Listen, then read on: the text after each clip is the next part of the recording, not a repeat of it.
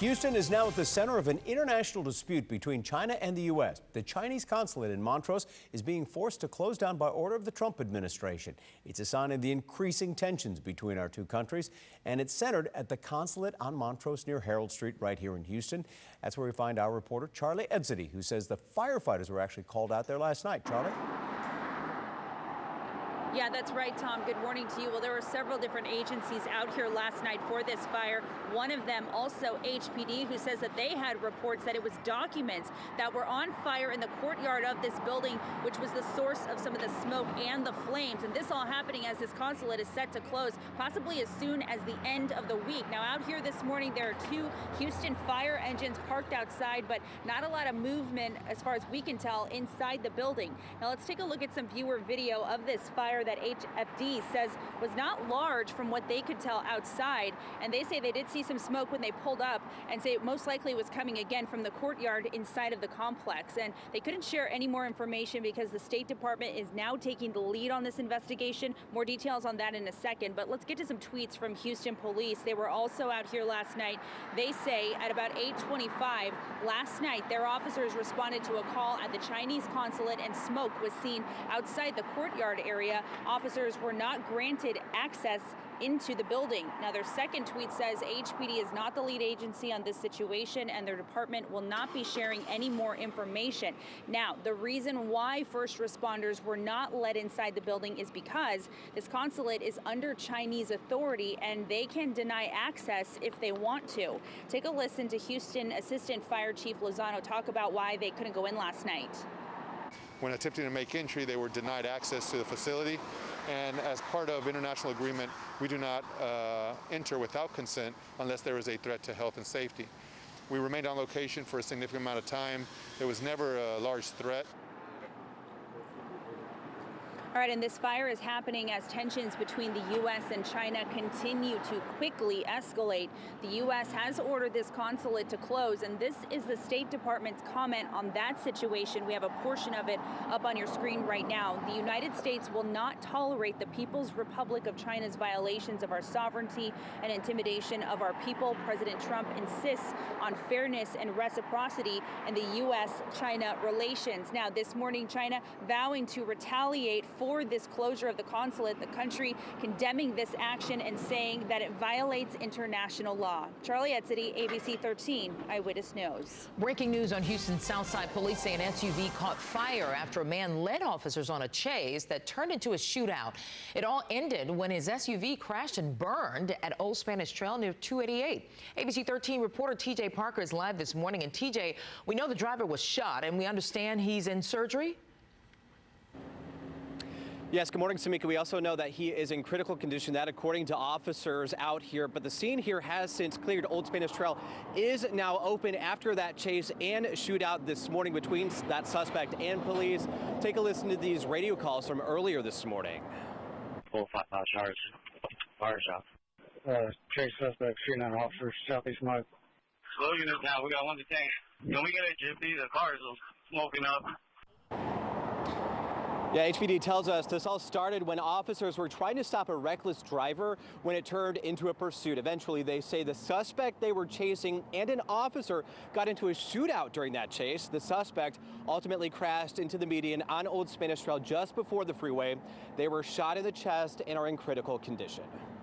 It's dark out here. The scene is going to be over several miles, so we're trying to process all that. There's an assault rifle in the vehicle. And spent rounds of casings in the vehicle as well. Now, this is an ongoing investigation. Officers are reviewing body cam footage as well as surveillance video from nearby stores. In South Houston, I'm TJ Parker, ABC 13 Eyewitness News. Pandemic began, some murder cases, cold cases, are getting colder. In departments across the country, they're having trouble coming up with new tips, but detectives have had to dust off their uniforms and help with patrol duty, covering for other officers who are out sick with coronavirus. So over the past month, our reporter Courtney Fisher has revisited some of the cold cases she has featured in her 13 Unsolved series, asking investigators what's getting solved now.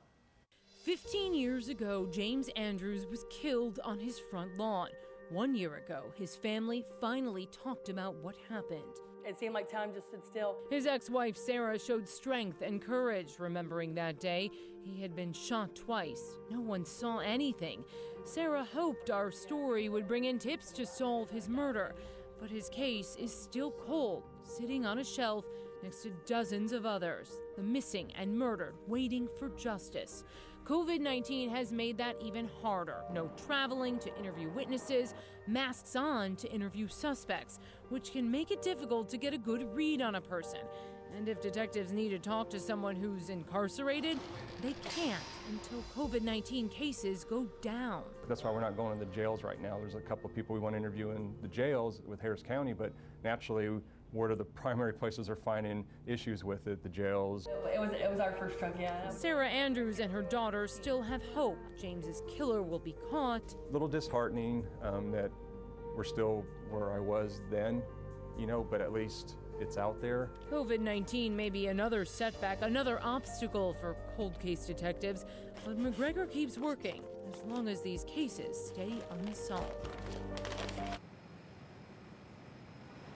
Tonight at 10, we're digging deeper into how COVID-19 has impacted cold cases. We're introducing you to a series of 1999 unsolved rape cases, talking about how detectives have had to pivot their investigation to try and work the case. For now, reporting live from Pasadena Police Department, Courtney Fisher, ABC13 Eyewitness News. Thanks so much, Courtney. And Courtney has a passion for profiling cold cases around our area. And right now, you can watch our series of stories called 13 Unsolved. It's on our website, YouTube channel, or your favorite streaming platform like Roku. Well, now to a story that will certainly make you smile. A 5-year-old girl named Lily is inspiring all of us as she sings her favorite tune while recovering from a spinal cord injury.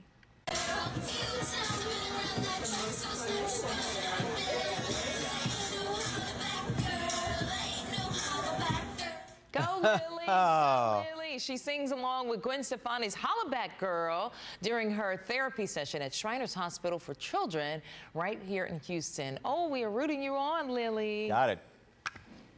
Oh, that song brings back memories. Like what? College, Okay. 20 years ago. Oh. Woo-wee. All right, yeah, I'm that old. All right, weather-wise, take a look. We've got another slug of moisture moving in our direction today.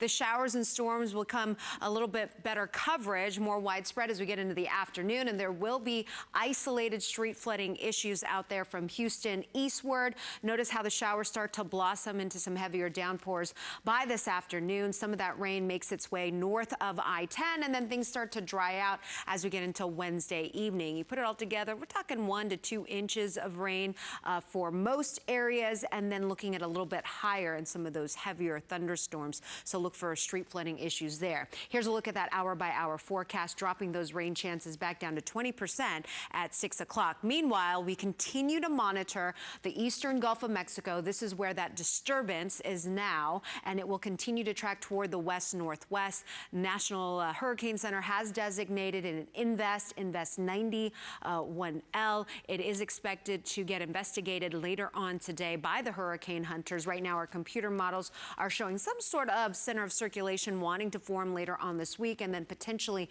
making a play for somewhere along the central parts of Texas, the coastline there. So between Houston and Corpus Christi is where we're going to be watching this as it continues to make that curve toward the north and west. You'll notice that the rainfall totals were in the thick of things, with some heavy rain projected beginning late Thursday night into Friday and then through the weekend. So you put those next few days together and we could be looking at rainfall totals over 6 inches. And isolated spots, more common, will be the 2 to 4 inch rainfall totals. And then things should start to quiet down, hopefully, by the early part of next week. All right, and that's all the time we have for the news this morning. Thanks so much for joining us. Join us on ABC13.com as well as our news app. Have a great day.